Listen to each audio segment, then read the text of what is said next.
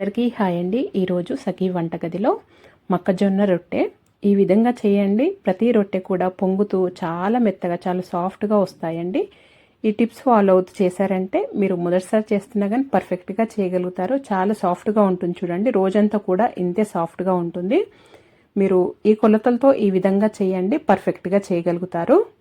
ముందుగా ఇక్కడ నేను పొయ్యి పైన ఒక గిన్నె పెట్టుకొని ఒక 2 కప్పుల నీళ్లు వేసుకుంటున్నాను. 1 కప్పు పిండికి 1 కప్పు నీళ్లు వేసుకోవాలి. ఇక్కడ నేను 2 కప్పుల పిండి తీసుకుంటానండి, అందుకే 2 కప్పుల నీళ్లు వేసుకుంటున్నాను. ఇప్పుడు దీంట్లో కొద్దిగా అంతా రాక్ సాల్ట్ వేస్తున్నానండి, పింక్ది కల్లుపు వేస్తున్నాను. కొద్దిగానే మీ రుచికి తగినంత వేసుకోవచ్చు, వేసుకోకున్నా పర్లేదండి, స్కిప్ చేసేయచ్చు. ఇక్కడ వేసుకొని మూత పెట్టేసి నీళ్లు ఇలా మరగనియ్యాలి. ఇలా నీళ్లు మరిగిన తర్వాత ఇప్పుడు దీంట్లో 2 కప్పుల మొక్కజొన్న పిండి వేస్తున్నాను. ఇది మొక్కజొన్న పిండి మిల్లులో పట్టించుకున్నదైతే బెటర్ అండి. మీరు మామూలుగా షాపులలో కొన్నదైనా కానీ మెత్తగా ఉండేటట్టు చూసుకోండి. మెత్తగా ఉంటే రొట్టెలు అనేటివి పొంగుతూ చాలా సాఫ్ట్గా చక్కగా వస్తాయి ఈ విధంగా ప్రిపేర్ చేస్తే. ఇప్పుడు ఈ పిండి వేసిన తర్వాత మంచిగా ఇలా కలుపుకుంటూ లో ఫ్లేమ్లోనే ఉడికించుకోవాలి. పిండిని ఒక 2 నిమిషాల పాటు ఇలా లో ఫ్లేమ్లో కలుపుకుంటూ ఉడికించుకోవాలి. తర్వాత స్టవ్ ఆఫ్ చేసి మూత పెట్టేసి ఒక 5 నిమిషాలు అలాగే వదిలేయాలి స్టవ్ పైనే. ఆ వేడికి ఇంక కొద్దిగా పిండి ఉడుకుతుందండి. ఉడికితే పిండి చక్కగా వస్తాయి చపాతీలు, రొట్టెలు. ఇప్పుడు ఇలా కొద్దిగా చల్లారిన తర్వాత వేడిగానే ఉందండి, మొత్తం చల్లారిపోలేదు. ఇప్పుడు ఒక ప్లేట్లోకి కొద్దిగా తీసుకున్నాను. తీసుకొని అంతవరకు మిగతా పిండిని అట్లా మూత పెట్టేసి ఆరనీయకుండా చూసుకోవాలి. ఇప్పుడు చేయికి తడి చేసుకుంటూ ఇలాగా ఒక గిన్నెలోకి నీళ్ళు తీసుకొని ఆ గిన్నెలో నుండి ఇలా చేతికి తడి చేసుకోవాలండి. నీళ్లు దీంట్లో వేసుకోవద్దు, జస్ట్ చేతికి తడి చేసుకుంటా ఈ విధంగా పిండిని గట్టిగా కలుపుకోవాలి. ఒక 4-5 నిమిషాలు ఖచ్చితంగా ఈ విధంగా కలుపుకుంటేనే మీకు ఆ పిండి అనేది మంచిగా ఇలా సాఫ్ట్గా అవ్వాలి. అలాగైతేనే చక్కగా వస్తాయి రొట్టెలు. లేకపోతే విరిగిపోవటము, చేసేటప్పుడు విరిగిపోవటము, అలాగే పొంగకుండా గట్టిగా రావడము అలాంటివి అవుతాయండి. మీకు సరిగా రాదు. పిండి ఇలా కలుపుకోవటమే మెయిన్ అండి. ఇలా కలుపుకుంటేనే చక్కగా వస్తాయి. చూడండి, నేను చూపిస్తున్న విధంగా ఖచ్చితంగా ఈ విధంగా కలుపుకోవాలి.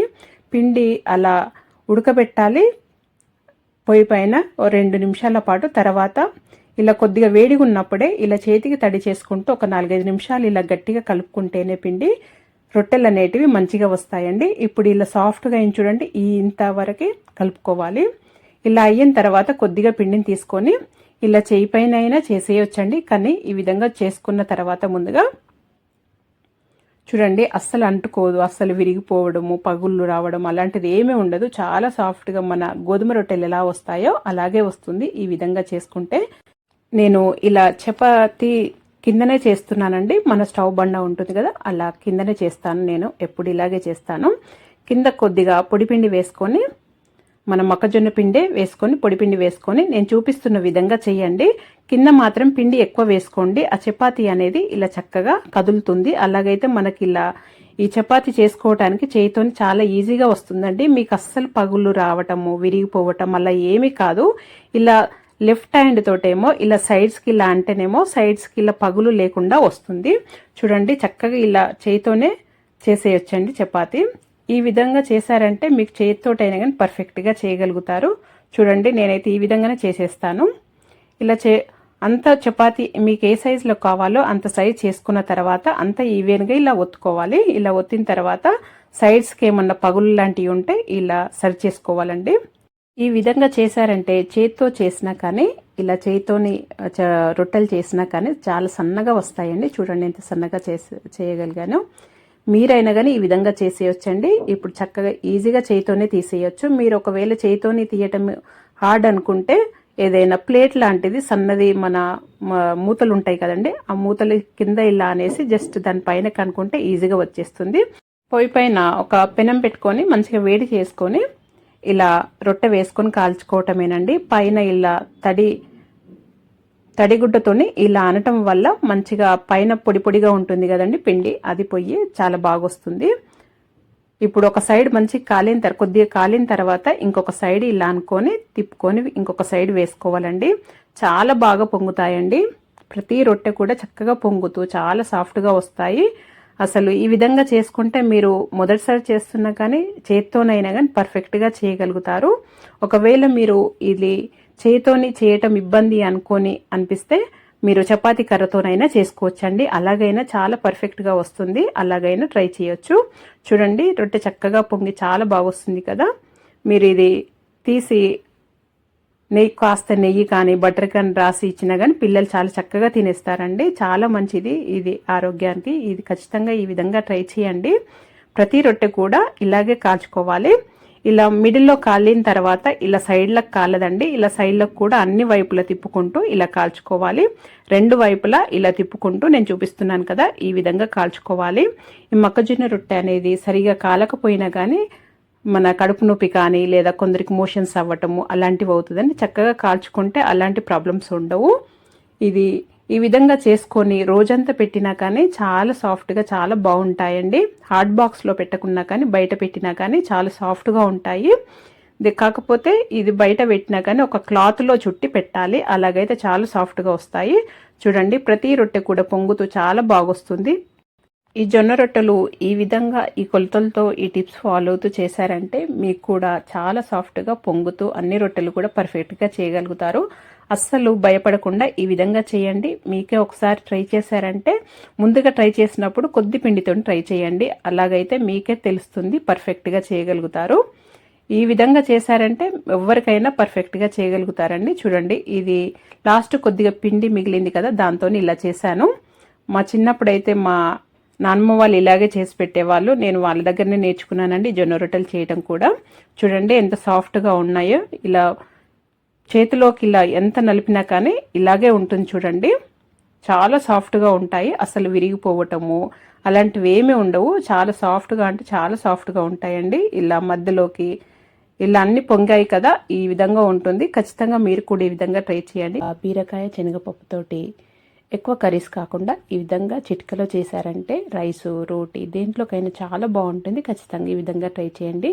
ఇలా చేసుకొని తిన్నామంటే మనకు కావాల్సిన పోషకాలు అందుతాయి.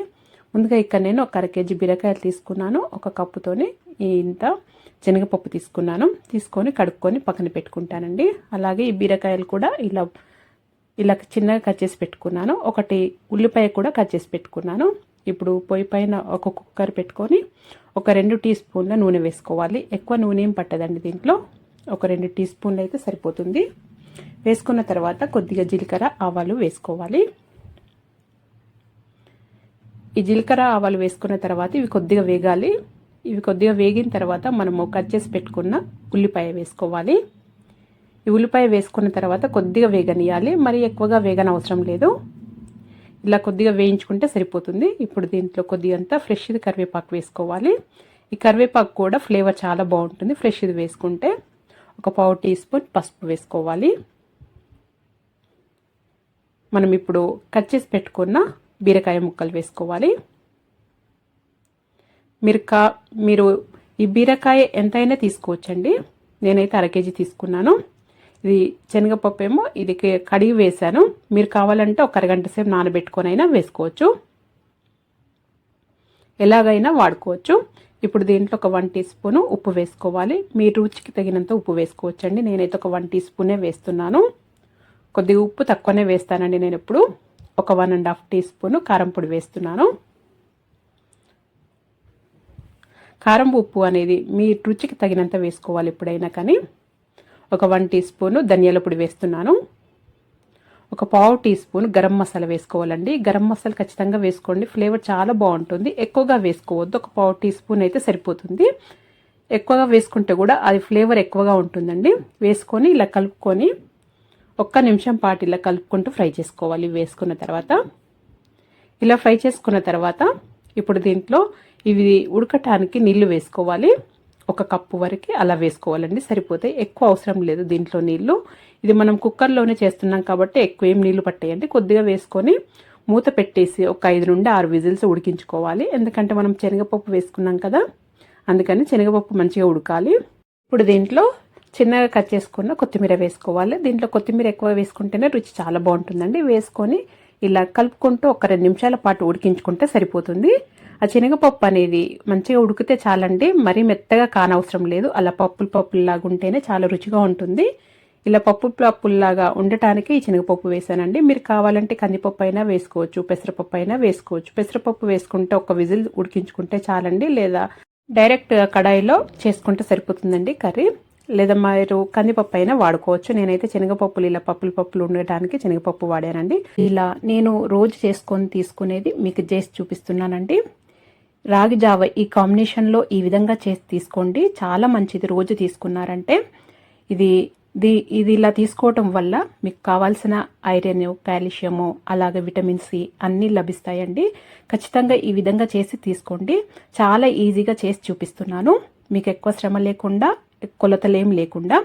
ఇక్కడ నేను ఇలాంటి సాస్ ప్యాన్ తీసుకోవాలండి. ఇలాంటిది తీసుకోండి, పెద్ద గిన్నె తీసుకోండి. తీసుకున్న తర్వాత దీంట్లో 1-2 టేబుల్ స్పూన్ల మన రాగి పిండి వేస్తున్నానండి. మీకు ఎంత కావాలో అంత వేసుకోవచ్చు. నేనైతే 2 టేబుల్ స్పూన్లతో చూపిస్తున్నాను. నేను ఇలా రోజు చేసుకుంటానండి. 2 టేబుల్ స్పూన్లతో చేసుకొని తాగుతాను. అలాగే రుచికి తగినంత ఉప్పు వేసుకోవాలి. నేను ఇది పింక్ కల్లుప్పు వేస్తున్నానండి. వేసుకొని తగినన్ని నీళ్లు వేసుకోవాలి. దీనికి కొలతలేం లేకుండా ఈ విధంగా చూసుకుంటే కరెక్ట్గా వస్తుందండి. చూడండి, ఇలా వేసుకొని ఉండలు లేకుండా మంచిగా కలుపుకోవాలి. పిండి అంతా మంచిగా నీళ్ళల్లో కలిసిపోవాలి. ఇలా ఉండలు లేకుండా మంచిగా కలుపుకున్న తర్వాతనే పొయ్యి పైన పెట్టి ఉడికించుకోవాలి. కన్సిస్టెన్సీ అనేది ఇలా నీళ్ళలాగా ఉండాలండి. ఇప్పుడు పొయ్యి పైన పెట్టి ఉడికిస్తున్నాను. స్టార్టింగ్లోనేమో ఐ ఫ్లేమ్లో పెట్టి ఇలా కలుపుకుంటూ ఉడికించుకోవాలి, లేకపోతే కింద పిండి అనేది ఉండలు కట్టే ఛాన్స్ ఉంటుంది. ఇలా కొద్దిగా తిక్కుగా ఉడుక్కొచ్చిన తర్వాత లో ఫ్లేమ్లో పెట్టి అలా వదిలేస్తే సరిపోతుందండి, అదే ఉడుకుతుంది. ఇలా 1-2 నిమిషాల పాటు ఇలా ఐ ఫ్లేమ్లో పెట్టి కలుపుకుంటూ ఉడికించుకోవాలి. ఇలా ఉడుక్కొస్తుంది చూడండి. ఇలా వచ్చినప్పుడు లో ఫ్లేమ్లో పెట్టి మధ్యలో కలుపుకుంటూ 5 నిమిషాల పాటు ఉడికించుకుంటే సరిపోతుంది. ఆ పిండి అనేది మంచిగా ఉడకాలి, అలాగైతేనే చాలా బాగుంటుంది, మంచిది కూడా. చూడండి, కన్సిస్టెన్సీ అనేది మీరు నీళ్లు మన గట్టిగా అంటే కొద్దిగా తక్కువ వేసుకోవాలి, లేదంటే పల్చగానే ఉండాలి అంటే కొద్దిగా ఎక్కువ వేసుకోవాలి. అంతే అండి, చూసుకొని వేసుకుంటే సరిపోతుంది. ముందుగాల పిండి వేసుకొని నీళ్లు కలుపుకోవటం వల్ల ఇలా ఉండలు లేకుండా చక్కగా ఉడికించుకోవచ్చు. ఇలా మంచిగా ఉడికిన తర్వాత కింద దించేసి చల్లార్చుకోవాలి. చూడండి, నేనైతే కన్సిస్టెన్సీ ఎప్పుడు ఇలాగే చేసుకుంటాను. దీంట్లో నీళ్ళు ఏమి వేయను మళ్ళీ. ఇప్పుడు ఇది చల్లారాలండి కొద్దిగా. ఇలా వేడిగా ఉన్నప్పుడే వేయకూడదు పెరుక్కిన. ఇలా చల్లారిన తర్వాత కొద్దిగా గట్టి పడుతుందండి. ఇలా కొద్దిగా తిక్కుగా అవుతుంది చూడండి. ఇంకా మొత్తం చల్లారితే ఇంకా కొద్దిగా గట్టి పడుతుంది. కొద్దిగా వేడిగా ఉన్నప్పుడు నేను ఇందులో గడ్డ పెరుగు వేసుకుంటున్నానండి. నేనైతే ఇలా పెరుగు వేసుకొని తీసుకుంటాను. మీరు కావాలంటే మజ్జిగైనా వేసుకోవచ్చు, పల్చగా చేసుకోవచ్చు. కాదంటే నేనైతే ఇలా పెరుగు వేసుకుంటాను. ఒక 4 టేబుల్ స్పూన్ల వరకు పెరుగు వేసానండి. వేసుకొని ఇలా మంచిగా కలుపుకోవాలి. ఇలా కలుపుకుంటే సరిపోతుందండి, కరెక్ట్ కన్సిస్టెన్సీ వస్తుంది. నాకైతే ఇలాగే ఇష్టం అండి. మీరు కావాలంటే మజ్జిగ కూడా వేసుకోవచ్చు.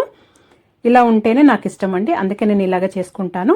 ఇప్పుడు ఇది పక్కన పెట్టుకొని ఇది చూడండి, మన ఛానల్లో ఇది నిమ్మకాయది ఇలా నేను చూపించాను. మా అమ్మమ్మ వాళ్ళు ఇలాగే తినేవాళ్ళు చేసి, అదే నేను ఫాలో అవుతానండి. ఇది చాలా మంచిది ఆరోగ్యానికి. ఇది మన ఛానల్లో ఉంది, కావాలంటే చెక్ చేయండి. ఇలా నిమ్మకాయ ముక్క తీసుకొని ఇది రాగి జావతో తాగామంటే, ఈ ముక్క తినుకుంటూ తాగామంటే చాలా రుచిగా ఉంటుంది, ఆరోగ్యానికి కూడా చాలా మంచిదండి. ఇలా ఈ కాంబినేషన్లో తినటం వల్ల మనకు ఇది నిమ్మకాయ ముక్క నుండి సి విటమిన్ ఇవన్నీ లభిస్తాయి. అలాగే రాగి జావ నుండి మనకు పెరుగు నుండి ప్రోబయోటిక్, అలాగే ఐరన్, కాల్షియం కావాల్సిన పోషకాలు అందుతాయండి. చాలా మంచిది, చేయటం కూడా చాలా ఈజీ కదా. ఇలా చేసుకొని రోజు 1 గ్లాస్ తాగామంటే చాలా మంచిదండి. ఈ విధంగా ఒకసారి ఖచ్చితంగా ట్రై చేయండి. ఇది ఒక టైం అంటూ నేనైతే ఒక టైం తీసుకోనండి, ఎప్పుడు తాగాలనిపిస్తే అప్పుడు తీసుకుంటాను. ఒక్కొక్కసారి సాయంత్రం పూట కూడా తాగుతాను, లేదా పొద్దున 10-11కి అలా తాగుతానండి, లేదా పొద్దున్నే తాగుతాను. టిఫిన్ చేయనప్పుడు ఇది తీసుకుంటాను, లేదా టిఫిన్ చేస్తేనేమో 10-11కి అలా తీసుకుంటాను. ఎప్పుడైనా తీసుకోవచ్చు, ఖచ్చితంగా ట్రై చేయండి. మరి మీకు కనుక ఈ వీడియో నచ్చినట్టయితే లైక్ చేయండి, షేర్ చేయండి, సబ్స్క్రైబ్ చేసుకోండి. Thank you for watching.